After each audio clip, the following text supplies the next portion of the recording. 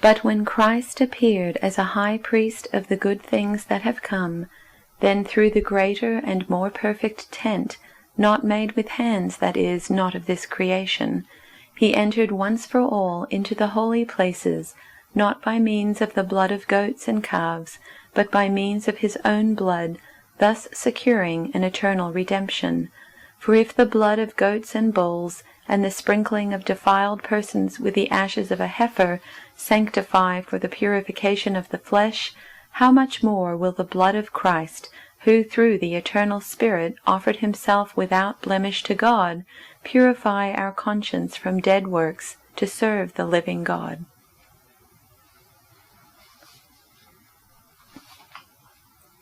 But when Christ came as a high priest of the good things that have come, then through the greater and perfect tent, not made with hands, that is, not of this creation, he entered once for all into the holy place, not with the blood of goats and calves, but with his own blood, thus obtaining eternal redemption. For if the blood of goats and bulls, with the sprinkling of the ashes of a heifer, sanctifies those who have been defiled so that their flesh is purified, how much more will the blood of Christ, who through the eternal Spirit offered himself without blemish to God, purify our conscience from dead works to worship the living God?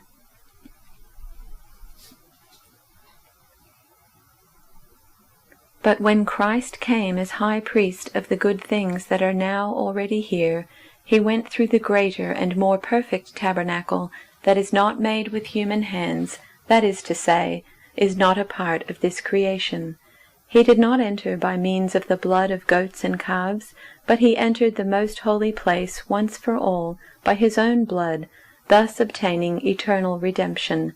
The blood of goats and bulls and the ashes of a heifer sprinkled on those who are ceremonially unclean sanctify them so that they are outwardly clean.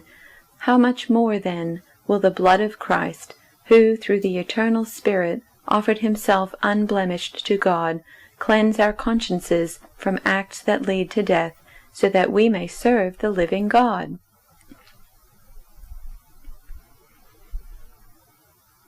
So Christ has now become the high priest over all the good things that have come.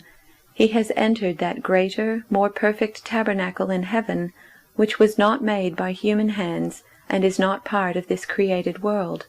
With his own blood, not the blood of goats and calves, he entered the most holy place once for all time, and secured our redemption forever. Under the old system, the blood of goats and bulls and the ashes of a young cow could cleanse people's bodies from ceremonial impurity. Just think how much more the blood of Christ will purify our consciences from sinful deeds, so that we can worship the living God. For by the power of the eternal Spirit, Christ offered himself to God as a perfect sacrifice for our sins.